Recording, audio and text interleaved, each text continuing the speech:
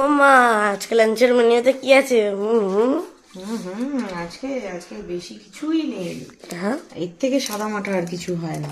এই দেখো, তোমার তো ভীষণই অপছন্দের, কিন্তু কিছু করার নেই। আজকে হচ্ছে ফেনা ভাত।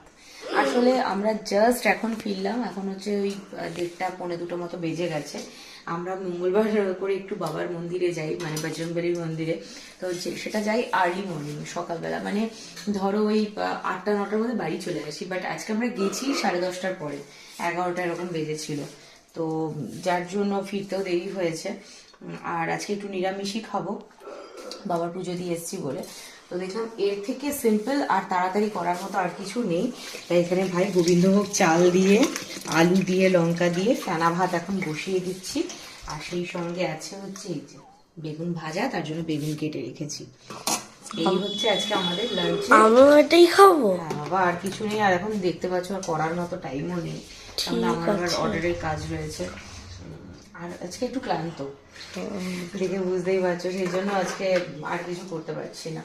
আমাদের একটু নিরামিষের দিন একটু অসুবিধাই হয়, বাড়িতে থাকলে অতটা হয় না, কিন্তু যেহেতু মানে এই জাস্ট ফিরেছি তো, সেই জন্য একটু সমস্যা।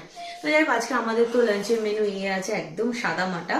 তোমাদের মেনু কি অবশ্যই জানিও। আর হ্যাঁ, তোমরা অনেকেই আমাকে জিজ্ঞেস করো দিদি, মানে বিভিন্ন ছবিতে দেখে, যে দিদি এটা কোথাকার মন্দির, কোন মন্দির, বজরংবলীর এই মন্দিরটা কোথায় আছে, খুব সুন্দর।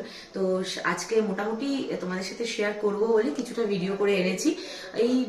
এই ভিডিওটা আসার 2-3 ঘন্টা পরে, বিকেলে 5টা অথবা 6টার মধ্যে তোমাদের সাথে সেই ভিডিওটা শেয়ার করে দেবো। সেখানে ফুল ডিটেলসটা থাকবে, কোথায় কিভাবে কি হয় না হয় পুরো ব্যাপারটা। তো যারা আমার মতো বজরংবলীর ভক্ত আছে, তোমরা দেখতে পারো, আশা করি তোমাদের ভালো লাগবে। তো চলো, আজকে লাঞ্চের মেনু তো এই রয়েছে। তোমাদের মেনু কি অবশ্যই কমেন্ট করে জানিও। আর যারা যারা হেয়ার কেয়ারের জন্য যে সলিউশন গুলো চেয়েছিলে, হেয়ার ফলের জন্য যে সলিউশন গুলো চেয়েছিলে, দিয়েছি কালকেই। দেখেছো কিনা জানিও কিন্তু কমেন্ট করে। আর না দেখে থাকলে এখনই যাও, গিয়ে দেখে আসো।